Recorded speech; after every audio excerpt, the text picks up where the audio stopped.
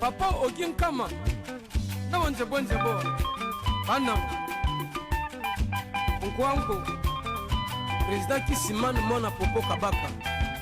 Président Jassima Soa. Papa na David na Soraya.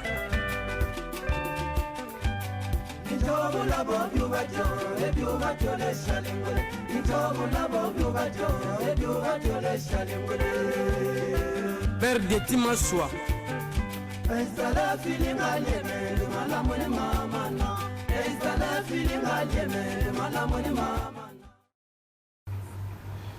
Mbote na bampangi nyonso mai kama kulanda émission bora na beto bubu kizole.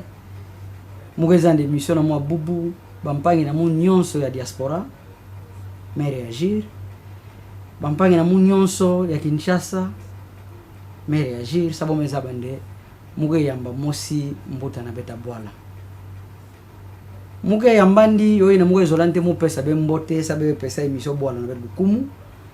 Bege kumisa bambuta na beta metanga banzonkanda ngolo me yake villa vende ki Kongo ke ndinga na beta bwala bolenda peso lukumu yake villa vende kisika boka tuka bo fe peso lukumu kuna nde batata tiba mama na boge tubaki Kongo pampangi na boge tubaki Kongo muge pesa mpe baya me kuma ntete bandundu ve batata na bome butuka kuna ba mingi ke binga mbo wa kiese mtula muge tubaki Kongo yoke pia bo kiese yoina mutapesa nte mbote ya nene muge peso konzo mbala sa muge zabande beme bakaki kalulu akulana émission bwana na betu me pesa mbuta na mugari wele na États-Unis mbote mingi sa kuna vraiment ki kalulu me kuma kaka akulana émission bwana na compte isolé mo me pesa mbuta na mu fidèle mambuya na Paris compte isolé émission bwana na betu ke konda kulanda yove mbuta na mu Benjamin Ngwapichi mo me pesa mpi noko na mu ke kana France permis kungundu ke mumpe yake rate émission bwana na betu mo me villa ve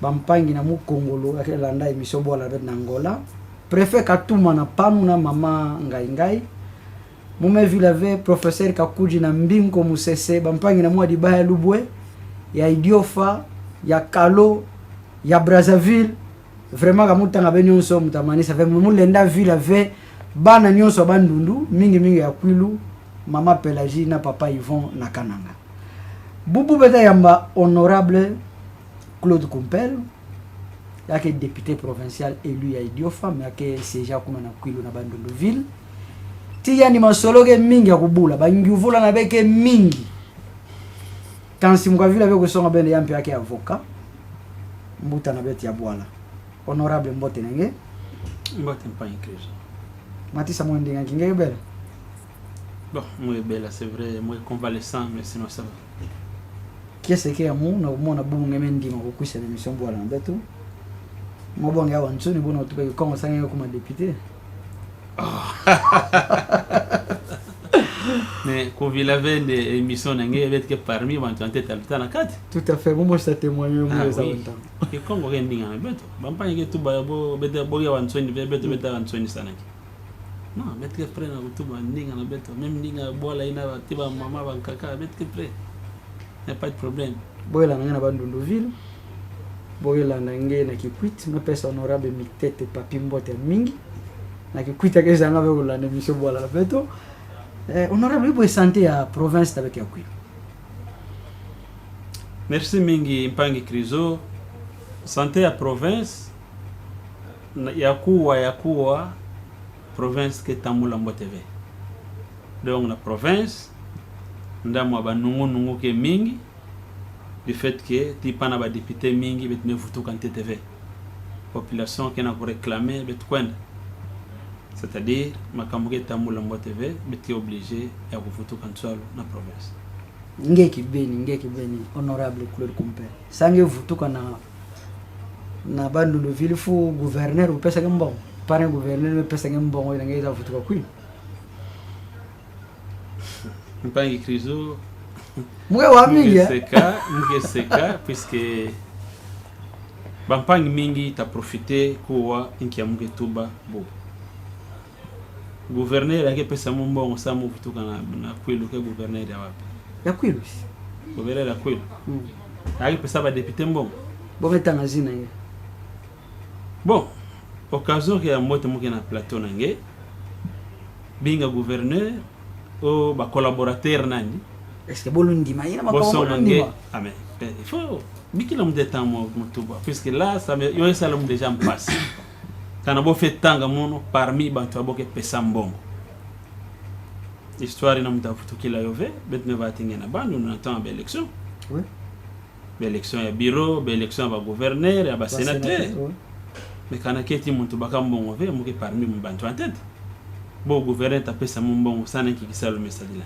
asi bunge mwande comment boy futa ben bon na fait futa beto d'abord bantu keza vende ba député provinciaux ban fumu na beto a fait futa beto ntete mbongo ke ba province na beto province ke futa ben province ke futa beto nki savon bon moi ce que bingo savon mwezo la wazina na ve ne bo futa beto savon ne vrai zina bet fait binga ke dotation provinciale kana bo ke futa beto oui bo ke futa des fois mais combien mwezo la ve au côté na bima ke tala makambo ya province na ke tala mbongo sawa ke bima Anthony yeme tout ba muke avocat est-ce que mule sala 1 mois muke ti ba dossier ça na kuna ntuka ngona muke baka équivalent ya 500 400 dollars comme député muta sala nkitio ok mingi longi keti quoi longi ke yamba bantu bon somo nové longi keti population na ni mana di bon somo nové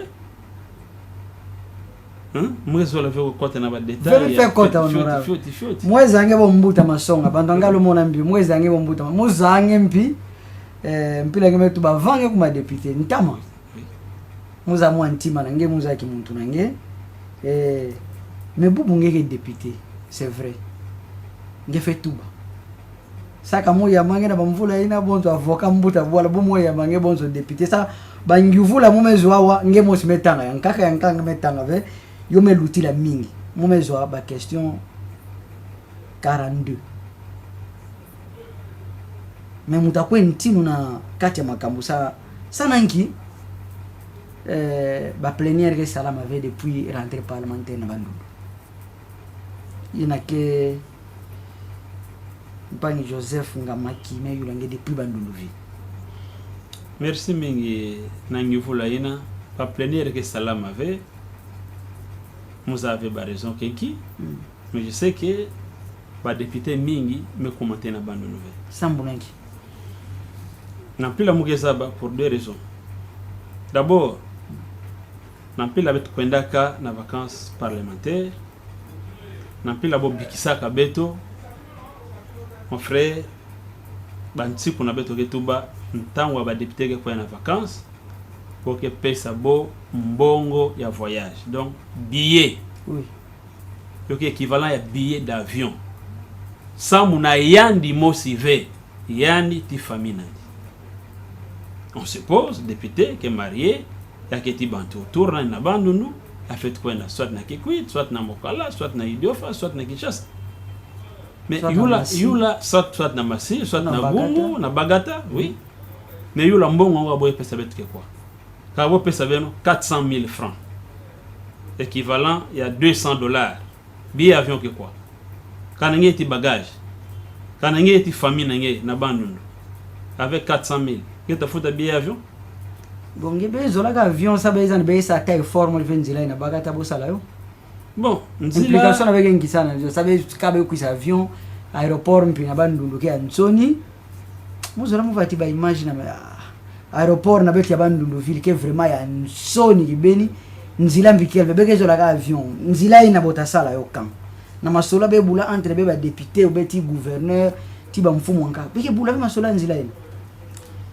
Merci mingi na question nange yezaba yo sala montanto mingi et sincèrement je peux dire au même moment je regrette na govana député na kati ya Kwilu le temps me vanda kuna que mouvanda na Kinshasa comme avocat musala kisala mon avocat puisque population pesa ka confiance betne kuma ba député na pila betne kuma ba député qui sala bet fait sala bet ke kuka kusala yo ve c'est ça la vraie raison mais mbuta lolo beta didi la nani na kuidika nzila kana ngwange ya mwezaba ya muwazina nange parmi ba député provinciaux mu de voilà Kwilu mbala yai na 2006 ne bedu voter na ignorance kwilu mbalo bene zo bantu kana ngeme tu babuna espoir na beta vandia wapi kana muntu bo ngeke dila donc bola ina tabonga dia sabata tula ila nani ya luvanda asa kisabu sa kwilu kwela ntwa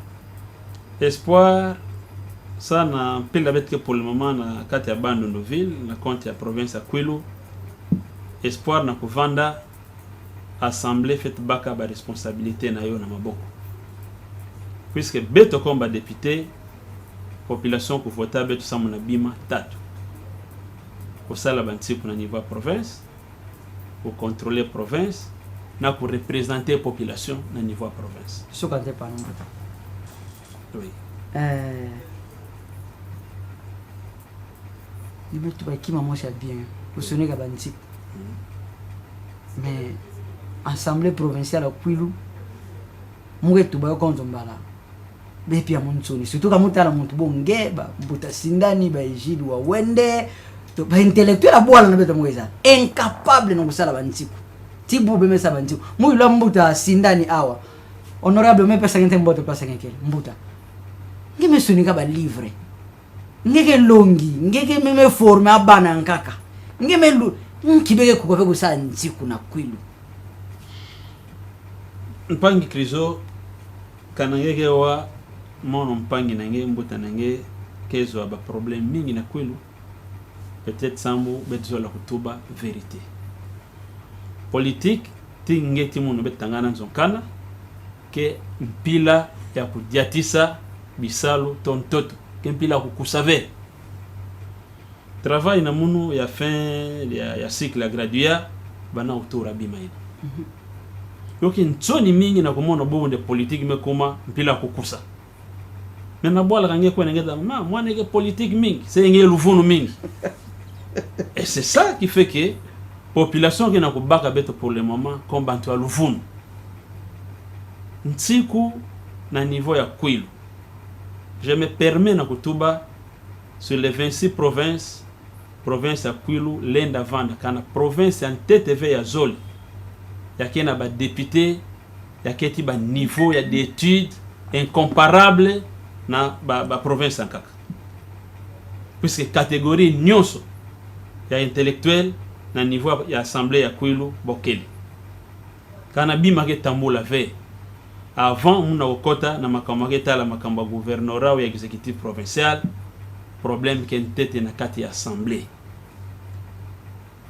bemelanda na ba top Congo ba mbungonda meluta nki mobulu meva na kati ya province kanande mfumu ou représentant ya ba député mutu fait toi dit ça bisalu ya ba député kezo la fait bo traité ba bima nkaka na mpilo ke lombama yagezo katula betu na kati ya démocratie na kunata dictature na kati ya assemblée et bima mugetuba yoke engagement c'est pas que bansiko kelve ngeme tanga zina sindani mebika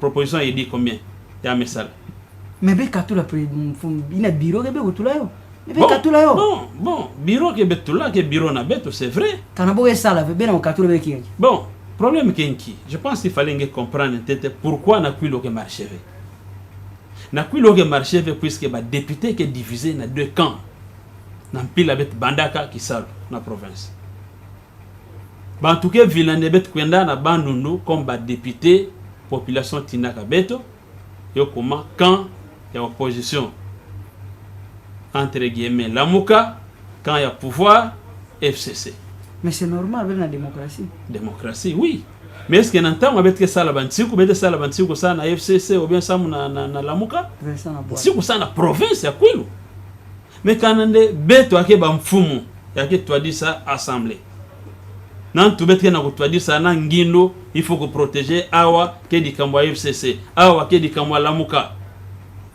bola ta toma ki mutino bola ta kwa na toile ki mutino est-ce que yo kele dio bebe nyon somme kuma bantu union sacrée bo bete nyon somme kuma union sacrée mais union sacrée question ke ya kozaba yo ke na munoko ke na ntima to ke na pila kusala kisala beta kwa tave makambo union sacrée sa makambo province ya mingi kima zola ngetu ba ngemetwa bantiku beno kusala mingi yo ke luta fait puisque bantiku ke basika na camp ya bantu ya kuvanda ve pour babima FCC. Ça, je me permets de le dire. Président, il y a l'Assemblée provinciale. Oui. Qui est avocat ici? Vous savez, moi, je suis avocat, je ne sais pas. Non, maître, pardon. Entre nous, je suis conseiller en Abia Mouretouba. Maître Sindane qui est avocat ou pas? Sindane Moussaba qui est avocat. Mais comment prenez l'Assemblée provinciale qui est avocat? Je vois Sindane au coin de la procédure. Quand il va dossier en Kamoué Samana Sindane. Sindane même on a un abandon. Mais il y a un CV à Serge Makom avant de voter le président à bureau. Non, avocat, il y a un avocat, mais il y a pratiqué. Mais il y a un avocat. Mon avocat, mais quand on va en audience, on va procéder il y a l'anda. Mon président de l'Assemblée provinciale Serge Makom qui est avocat. Domaine à l'étude grecque. Là que juriste. Vous savez qu'il y a un avocat, acceptons qu'il y a un avocat, puisqu'il y a un avocat. Mais comment un intellectuel bon tu viens me placer en disant tu as que sur la bon, question je pense qu'il faut que vous tourniez verbo. Puisque tendance na bo que ve ya kunata province ko kwena na ntwala. Tendance qui a ku protéger ba ya ki ya FCC ou ba ya ki ya Lamuka. Comme Lamuka qui est minoritaire. Province na beto bo ka fait rendre compte na population. Je pense que bantu FCC bantu fait rendre compte na population. Est-ce que FCC quel est bobo? Il n'a qu'un temps. Ah que avant nani union sacrée. Bonge mo singiwa. Pour le moment, je dois avouer que je suis une union sacrée, puisque le regroupement politique n'a pas été une union sacrée. Mais il y a une union sacrée. Attendez. Je vais mingi. La chambre de boy mingi. Mais moi, je vais continuer à me faire des personnes. Je vais tout makama osoni kabanti. Makama ko contrôler. Ngeke dira. Boy foot avec bien. Mais que ben on fait contrôler mbongo ke kota na province. Bege contrôler qui mutino gouverneur et ça ça ya mutre futa ben que tu contrôles na ke salama bien que tu kisika mbongo fait kota bet bumba ve mumbe mugeza ba ke ba régie financière ya kuilo ke de gerek mbongo no ke kota ki mutino sabu be dira kende kuilo era mbongo ve pardon question mugenda me passe mugeza me capacité intellectuelle na nge kele ne sambu de gerek ke kotisa mbongo fioti obe kele nde bantu ke sana dégérer mbongo kota mingi mais oke kuma ve na beno profe kuma et puis mbongo na ifuka bo pesa beno be gouverneur fait ça la bisalu ya tunga ba clinique universitaire mpla mesa na kwiti ya tunga be école na Bagata ya tunga ba clinique na Idiofa ya tunga mona ke hôpital nga nene na Gungu non tant que réseau me ku savait na plateau nangé na ko sala publicité ya gouverneur belo solo na député provincial sans parler de gouvernement ou bien ya président de l'assemblée. État et santé et province à Kwilu, c'est ce qui m'intéresse. Gouverneur, pour ça la clinique, il y a ça l'hôpital, il y a ça la ceci, c'est là. Ma œuvre sociale. Quand on a œuvre sociale, que population, on te fait juger, Nandila, il y a des députés. Tout à fait. Moi, non, toi, la députée. Ok? Que les députés, peut-être tout bas, gouverneur, mais ça la qui m'a emboté, na place telle, pila, il y a eu Tangamaka, na kati, il y a orientation à Bopesani, na niveau de province. C'est pourquoi j'ai dit je ne veux pas que quand on a bien ma gouverneur ou bien ma président assemblée. Dans l'ensemble, je suis parmi les rares, il y a 48 députés, il y a Kwilu, il y a même ça la tournée dans la province Nyos, pour contrôler le service d'assiette. Quand on a dit là, Kwilu qui est un bon avec le fond. Bah il n'a que tout bas Kwilu qui est un bon avec beaucoup de ça. Il y a beaucoup de foutange fioti bien avion et quoi, mais n'a que foutange. Dotation que le gouvernement provincial fait foutre. Tout à fait, oui. Donc, mais c'est ça, je dis gouvernement provincial, qui est ça de Kwilu qui est un bon avec Kwilu qui est un bon. Qui dit que Kwilu qui est un bon avec? Ça c'est faux. Nous mettons là na questeur et assemblée. Na ba territoire na bet Nyos. Honorable Jean Ludeng. Bet memona mpila bisalu ke salam. Bifulu nkaba ministre ke ba mbongo na maboko. Bobaka mbongo na caisse à l'état, bo tout la feuille reste en mbongo bobaka. Je peux me dévoiler. Na contrôle la l'autre fois passé. Contrôle me salama na mindondo. Beto ba député me kwena na contrôle parlementaire na mbongo na beto mosi. Oh, ba contrôle parlementaire fait devant financé par le gouvernement provincial dans le cas d'espèce. Ça n'a pas permis de mettre dans Kozaba mpila lisalo ke salama. Mais beto me kwena na mbongo na beto mosi. Combien? 500 000 francs.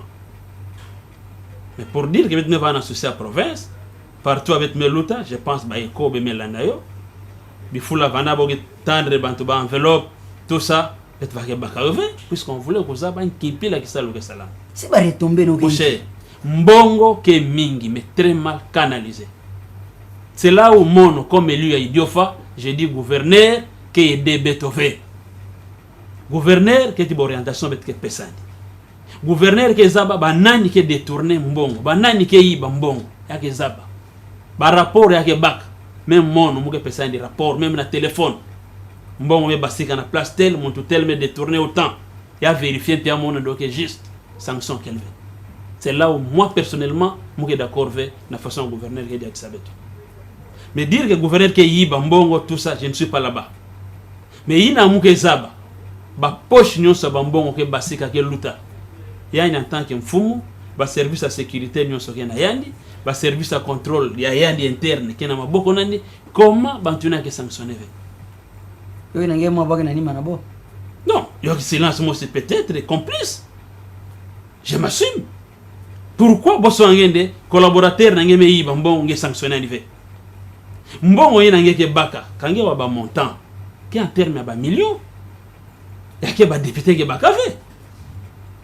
Moi personnellement je m'attendais à ce que mon gouverneur me sanctionner mon tel puis c'est bon va me détourner mbongo. Mais ça le contrôle na qui quitte. Par rapport à contrôle l'union ça va être que ça tio que assemblée fait passer sa recommandation. Bloqué par qui?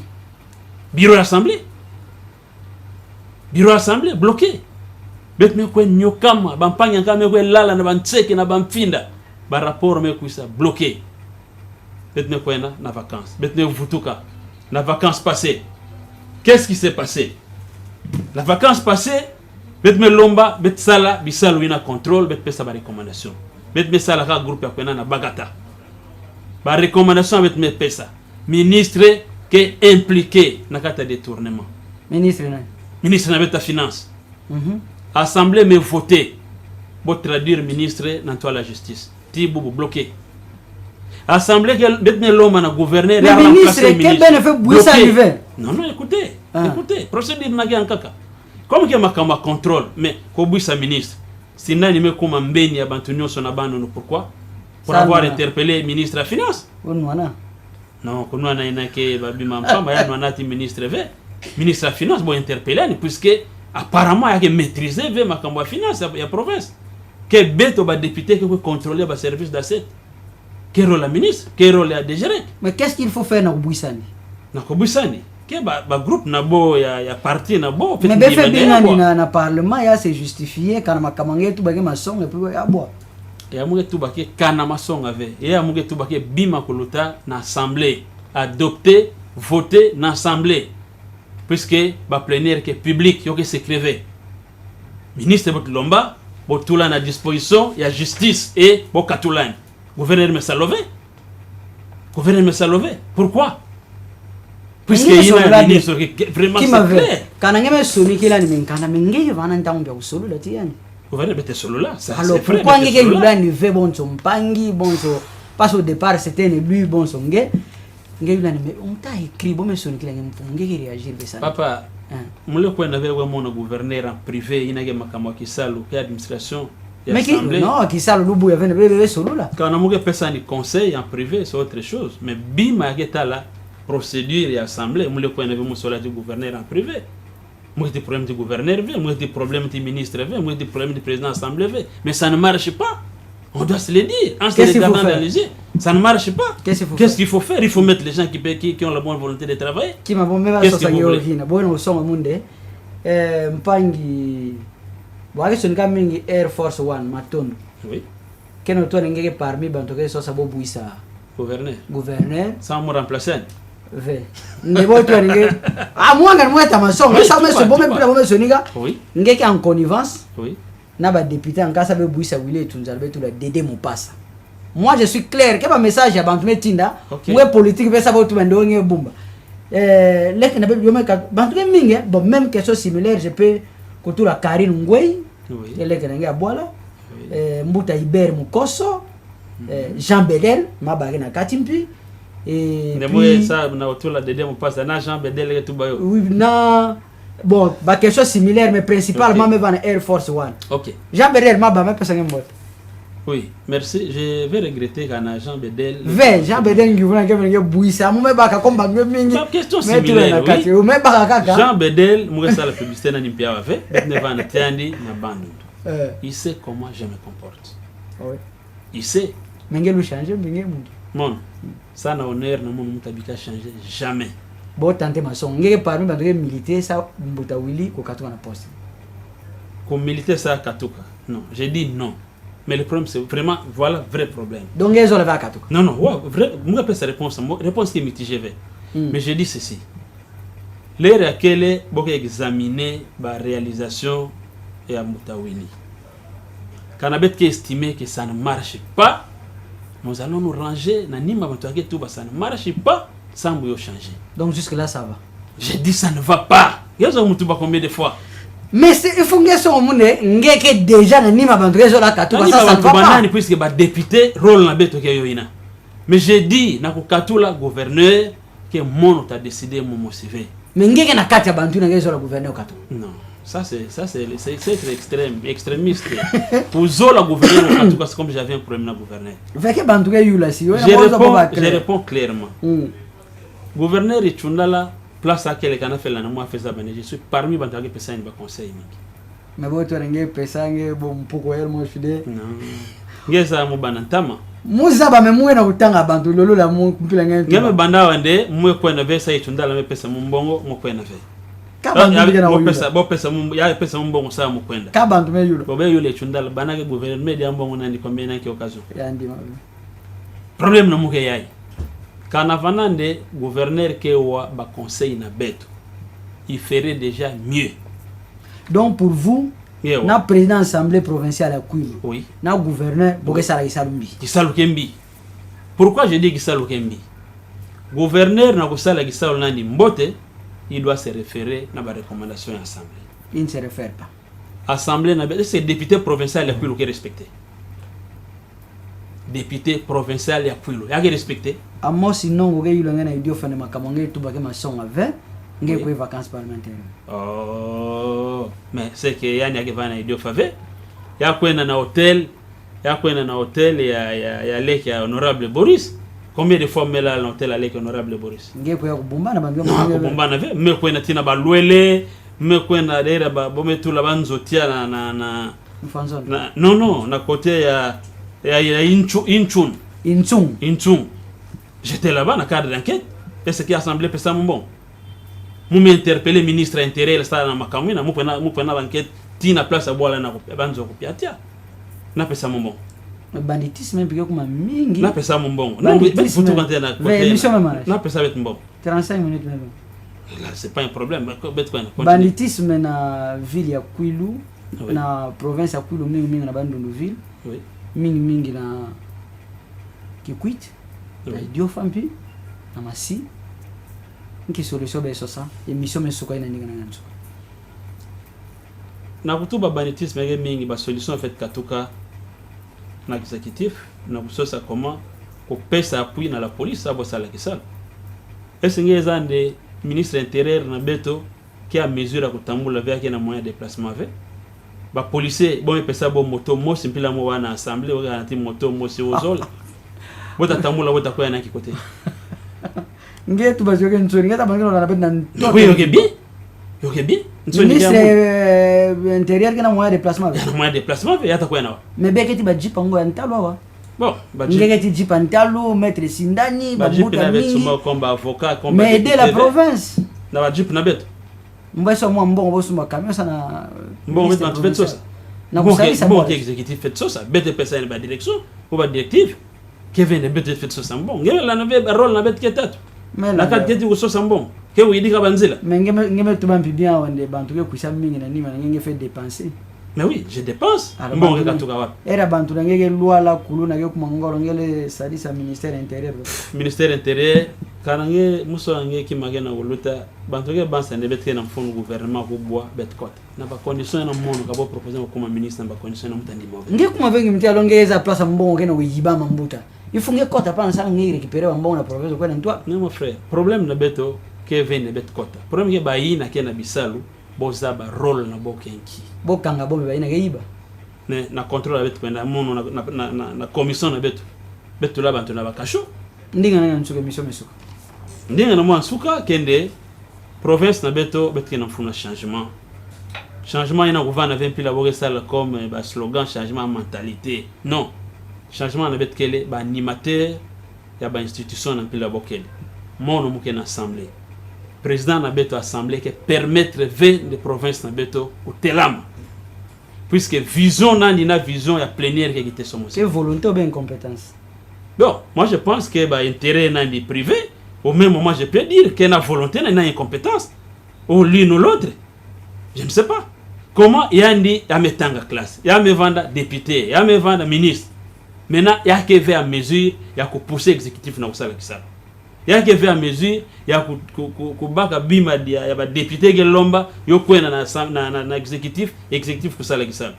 Je vous dis ministre bome kangana na makambo mbongo ministre de finance ministre de finance aye muibi moi je kobele na tuba Congo ouais oui na Congo je vais dire oui puisque bima na me luta metu bome luta na plénière me voter quand on est en assemblée na betu keti bantanka boke suspendre bo sans boke mona yake na nima député tel ba député na ke opposition est-ce que président assemblée ke opposition ou bien majorité ou ya mouvance qui m'a moi nsuka mutatu bake yayi bete vutuka na bandundo mono compel Claude muke na problème ti gouverneur Willy Tshundala ve muke na problème ti président assemblée ve problème na mon quel système ya kisalo quand que mbote fait il faut qu'on change quand on debout bet que na ko souffrir assemblée a fait contrôler que ça la kisalo na yo fait exécutif ta zango la kusala kisalo comme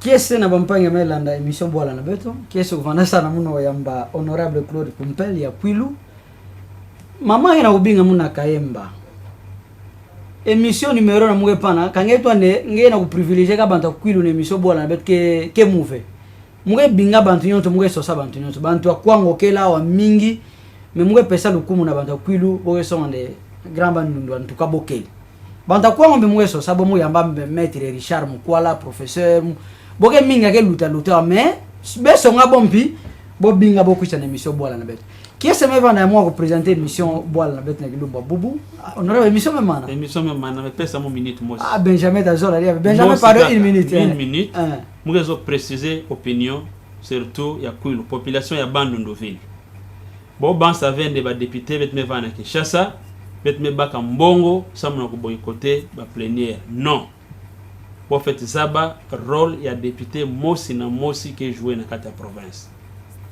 beta lomba na population ya Bandundu ba plénière qui public bo kuisa bo landa ba plénière mpilo ke salam nanki sala fete na ntoni na boya ba abo tela sala fete beta kuta yo nani sala fete awa nani tabongisa ngeza ni ba des fois na kati il faut ko katula cravate ça ndio kutoka oui baby ngaba na Kwilu boyo kota nanki sala bo kuisa bo landa ngeza na Congo parmi ba sali ya ntoni ya assemblée provinciale Kwilu ke en tête bon ve Kwilu ke en tête ve ça entre nous soit dit boyo ke Kwilu ke parmi na kasai bo ba ke chez na kati ya église ngelanda yo c'est vrai on doit encore ko sala ki sala bet fait sala mais au moins bet ke lomba na ba mfumu ake na province boza bande beto bet ke ti compte à rendre na population mais na bové matondo mingi merci Benjamin Luyeye ya mesala na mukota na banzolo 24 bula na kilo merci maître Tiano Fabrice Mbala merci na mbuta muntu puisse mobilu ya be pesa be espace ya bula masolo ya bana bandundu atande yandi musike mwana ya bandundu ve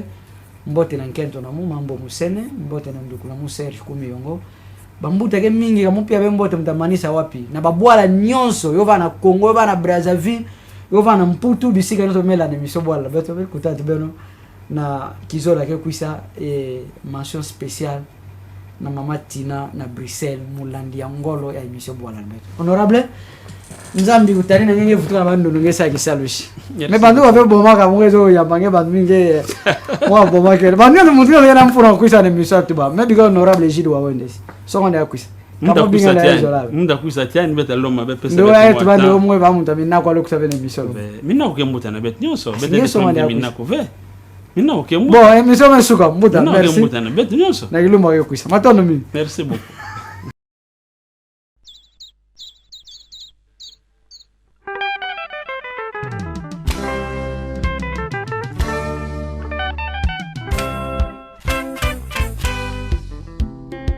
papa Ogi Nkama